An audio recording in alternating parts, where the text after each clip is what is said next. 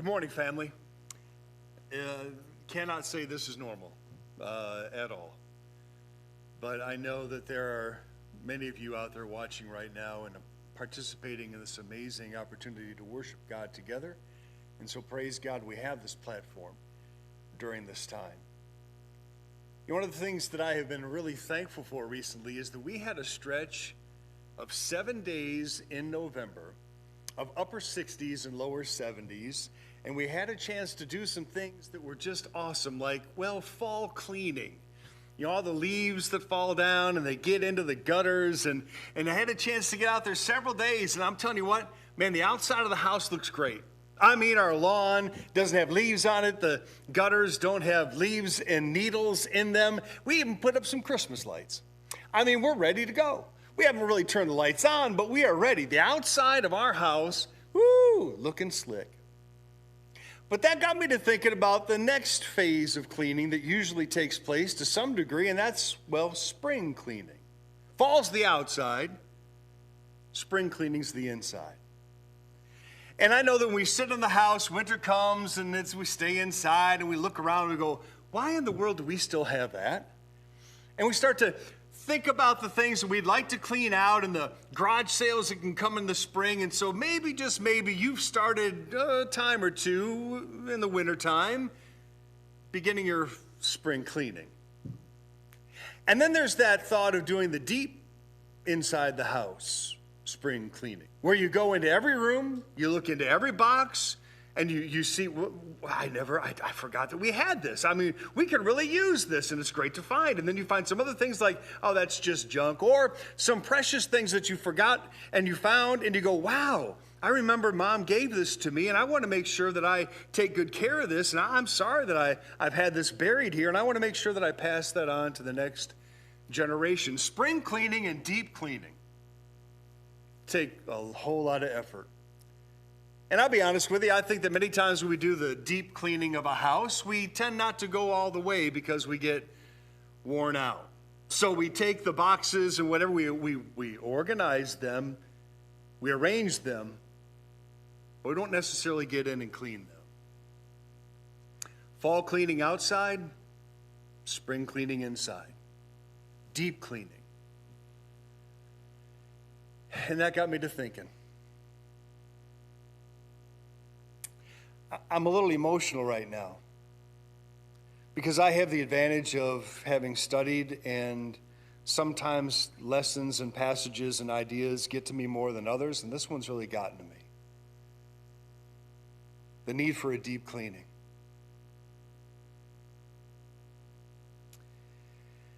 And so I've been thinking and praying about what exactly is it that we can do as we face these challenging times, and I thought I need a deep cleaning.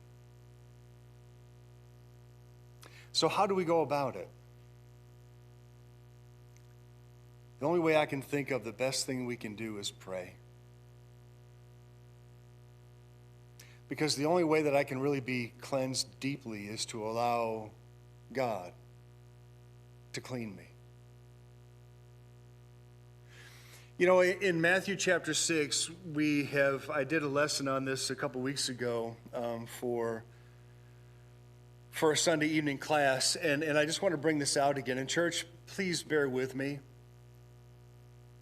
This is really important. If we follow these steps, and I know it's going to take time and effort, but if we do, we can really be a different people if we allow ourselves to be, well, deep cleaned.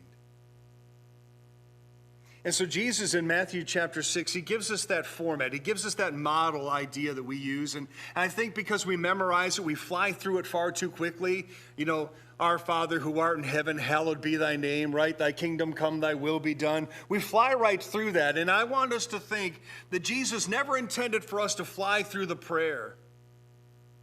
As a matter of fact, I think that this is a model that, if used properly, can be used to help for the deep cleaning that we need. Because before he gets to that idea of our Father who art in heaven, he says, now what you need to do is you need to go to a quiet place. So church, the first thing to do for a real, true, deep soul, mind, and heart cleaning is to go find that quiet place. You're going to have to put the effort in, and it isn't just a one-time thing. is to set our minds like, I'm going to put the effort in and the time and the energy and the sweat and the tears to going into finding that quiet place. It's going to be me and God. And what I'm going to do is I'm going to open myself up and I'm going to allow him to have access to every room in my heart. That I want him to get to the deep crevices. I want him to find those boxes in my life. I want him to open those things up. I want him to find the valuable treasures that I have buried for a while to pull on out and to pass on. I want him to find those junk things that need to be sold and discarded. I want God to go to every room of my heart. But to do that, church, we're going to have to find the quiet place. We can't just fly through prayer. I mean, Jesus even says, hey, listen, the repetitive prayer, that's not the way to go. People do that all the time. We're talking about life-changing, deep connections, deep cleaning with God prayer. And to help us out, to get us started, I want us to notice then the second thing, we find that room, we're going to begin the process of the cleansing. I want God to come on deeply within me through prayer. And now I want us to see an example of where we can begin. Flip your Bibles back to the book of Psalm 139. Psalm 139. And I want us to see our friend David. And I want us to know that in the context of this, David's facing some really challenging times. He's being chased all around the countryside. Saul wants him dead. And so David, all this conflicted, he's angry, he's hurt, he's tired.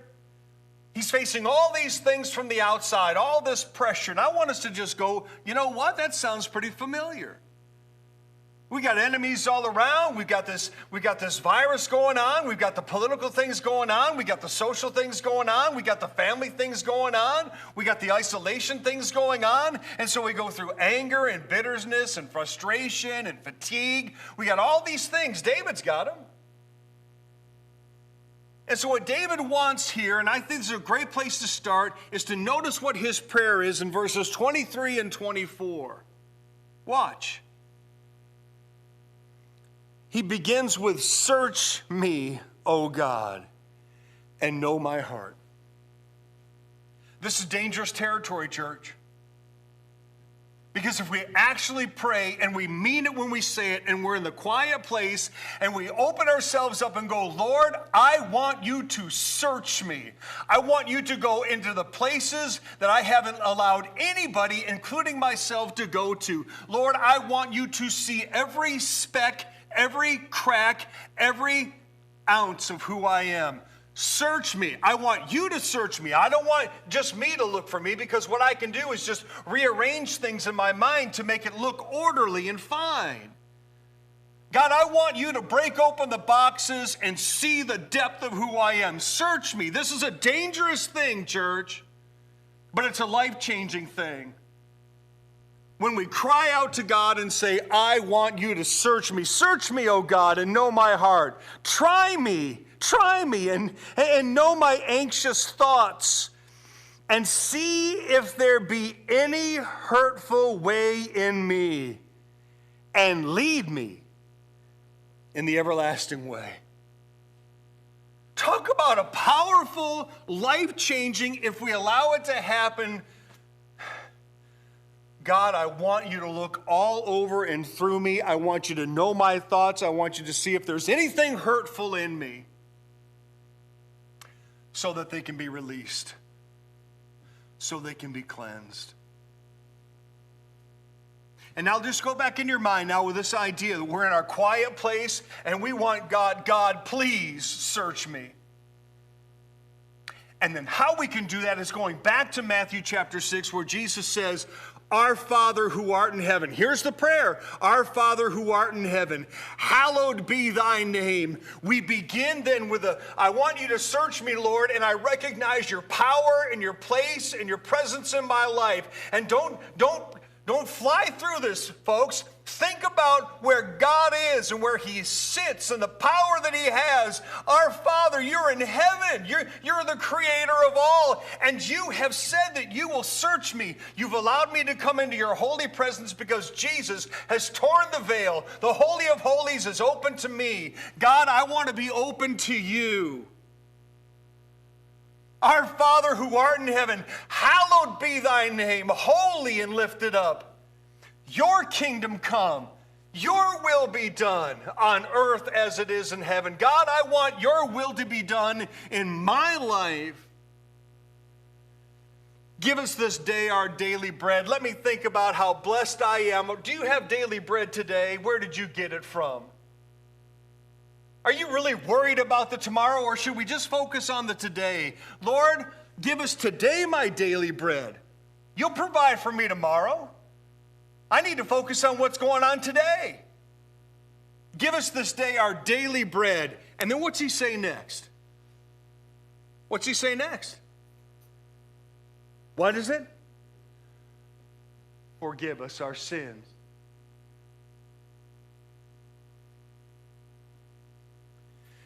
This is where the doors need to be open. Because I am convicted, and this is where I get emotional. Because I have boxed up plenty of sin and put tape on it and hid it in places in my house, in my soul. And I've lived with it.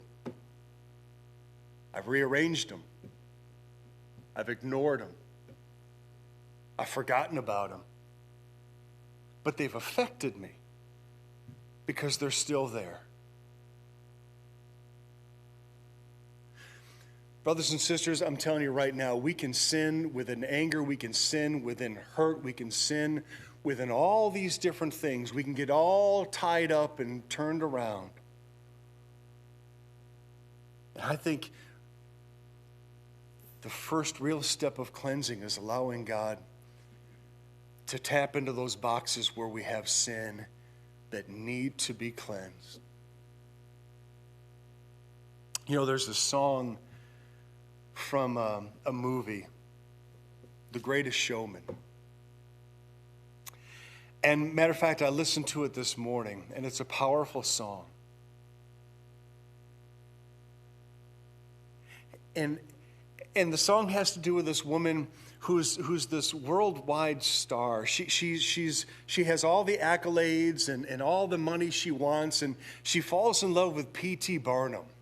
Now, P.T. Barnum's married. And they have some moments where she really feels that there's this hope that I can have him, and he's just a little bit too far out of reach. He's already belonging to somebody else. So she sings the song, Never, Never. And she sings that she has all the gold, she has all the spotlight, she has all the stuff in the world, but she's missing that one thing, that one special thing in her life. And it made me think that's kind of like what we are. You know, we look around with the gold and the accolades and the spotlights, and we try to have all these things, but we will never have enough unless we have Jesus. We will never have enough effort to release the sins. We'll never have enough effort and strength to get to the boxes that need to be forgiven. We'll never have enough unless Jesus is the one who does it, and we have to allow him fully in. And so, brothers and sisters, because this is so important, I'm hoping that even through this medium, it's impacting you in some powerful way.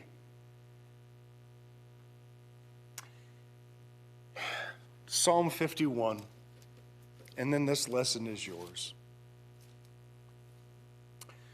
Psalm 51.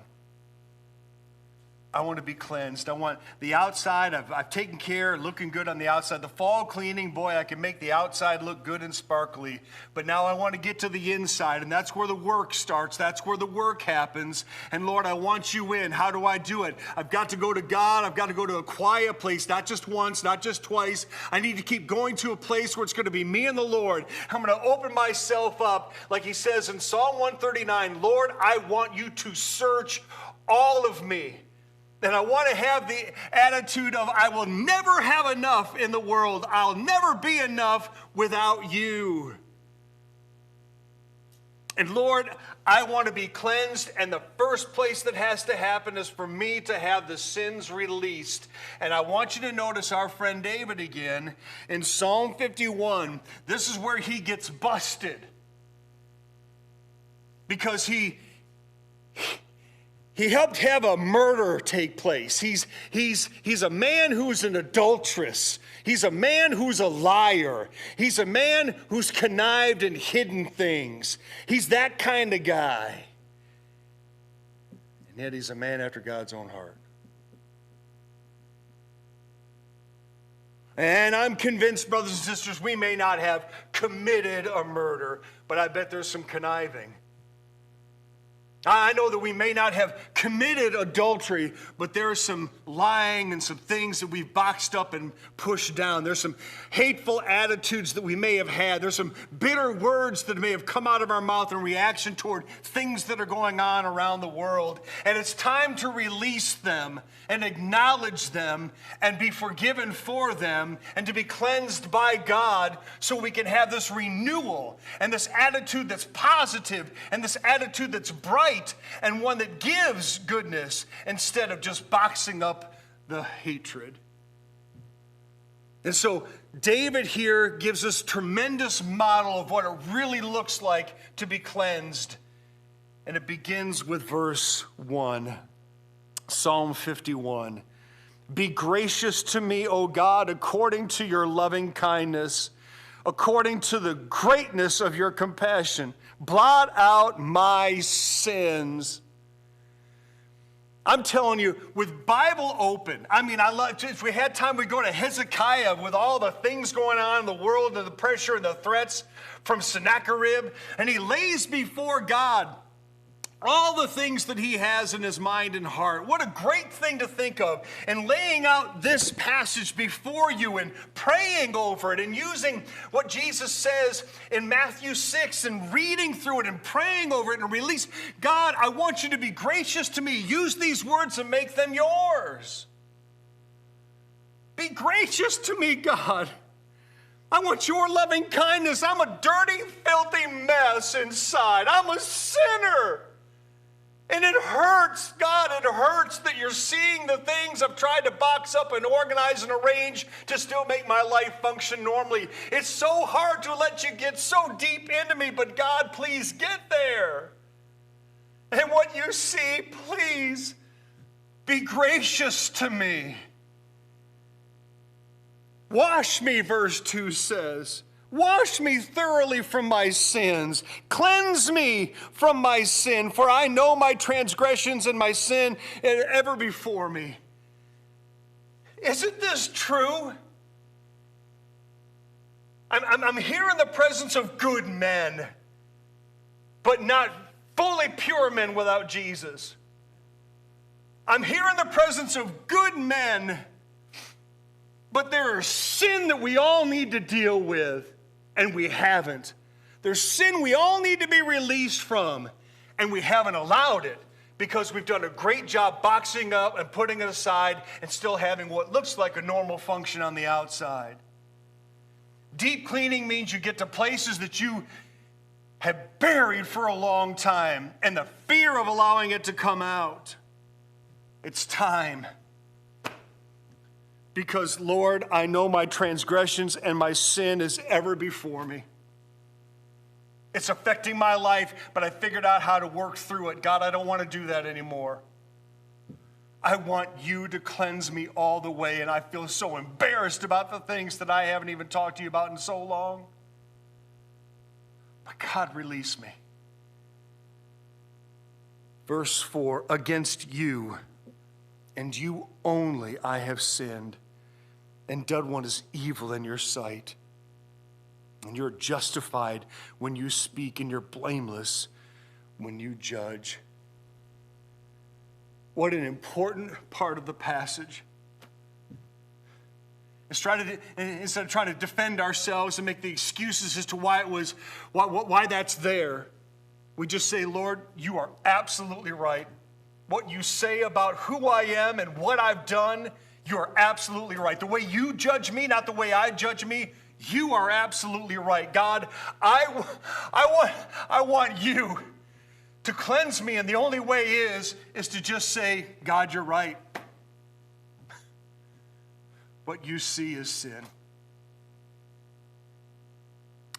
Behold, I was brought forth in iniquity, and in sin my mother conceived me. Behold, you do desire truth in the innermost being, and in the hidden part you will make me know wisdom. Purify me with hyssop, and I shall be clean. You know, this is a powerful thing that we tend to miss. When a leper was finally deemed cleansed, he'd have to go to the priests to show himself to them.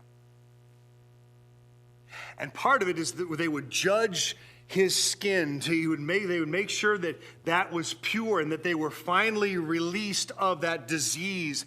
And then to finalize the recognition, they would take an animal and sacrifice it. They would take a bird and they would pour the blood over the bird, the living bird. And then they would take that same blood and they would take a hyssop branch and they would dip it into the blood and sprinkle it onto the former leper 7 times. So that they would be recognized to be cleansed by the blood. And then they would release the blood-stained bird to freedom. And then the leper would be recognized as clean. When he says in verse 7 here, purify me with hyssop, and I shall be cleansed, he's referring to this. God, I want to be like that. God, I want to be, I am a leper of sin, but with you and the hyssop and the blood, you will make me clean. And that's what I want in me. Don, I want to be clean. I don't want to carry around those extra boxes. I don't want to have to rearrange anymore. I want those things to be released, and I want the jewels that are there that I haven't seen to be brought forth. I want to shine the light and the image of Jesus, but I'm being dulled by the things that are blocking the light of my life, and what they are, church, is sin.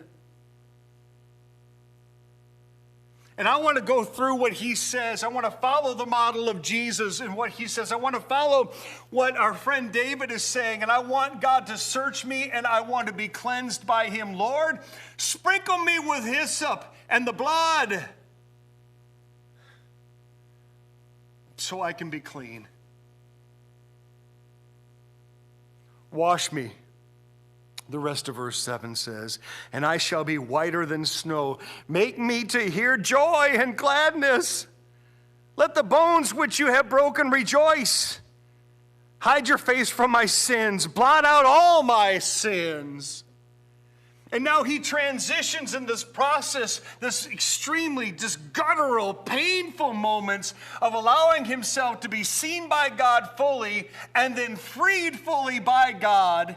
He then says, create in me a clean heart. You, Lord, build me up. You put things in place in my life. I want you to do the work in me, not me anymore. Create in me a clean heart, O God, and renew a steadfast spirit in me. Don't cast me away from your presence, and don't take your Holy Spirit from me, Lord. I'm so afraid. I don't want to lose you in me. Oh, when's the last time we thought of the fear of actually losing God's presence inside of us?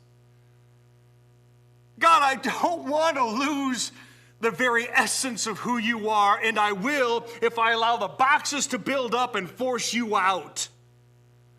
That's why I need to be clean. Verse 12, restore to me the joy of your salvation and sustain me with a willing spirit. God, I want to be renewed and cleansed now. I want that excitement for you restored. And I've lost that excitement for you because I've been so weighed down by the things that I didn't even know that I had in my house. But a deep cleaning by you has made me aware of those things that have bogged me down. And when they are set free, now I can have this rejoicing of the salvation and the joy of now fully being all yours and you fully in me. And when that happens, verse 13, then I will teach transgressors your ways, and sinners will be converted to you. You know, Chuck, I have not been used by God to the fullest. Not because he doesn't want to, but because I haven't let him.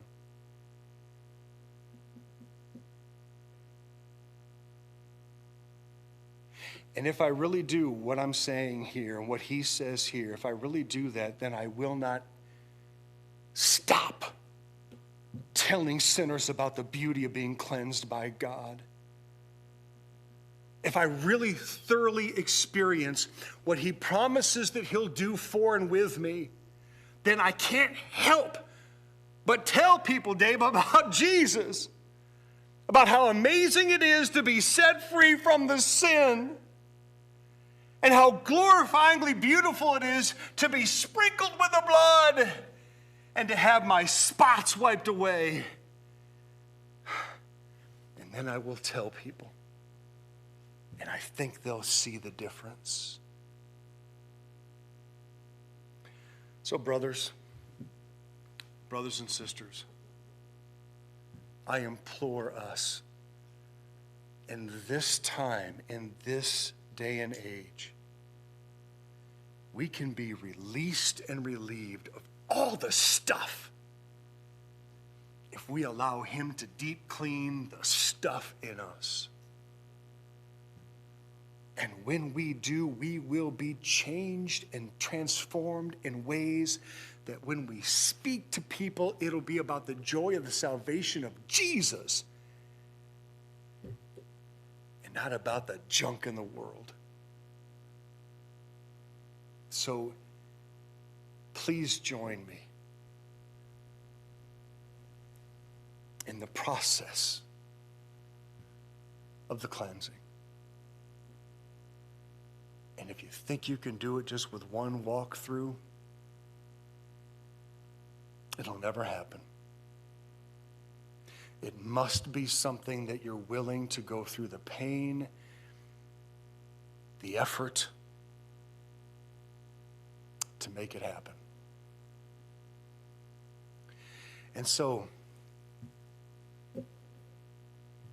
church, if there is anything we can do to help in your journey, any encouragement, any discussions, any prayers, any studies to help God get in deeper, then let us know. And maybe there's somebody watching now that goes, you know what, Ted? I have not given myself fully to Jesus. And I want to do that. I want to be baptized into Christ. I know it. I know it's what Jesus says. I want to be washed with his blood. Then please let us know. Don, we'll make that happen, won't we? We have the waters. So give us a call and let us know as we sing the song of invitation.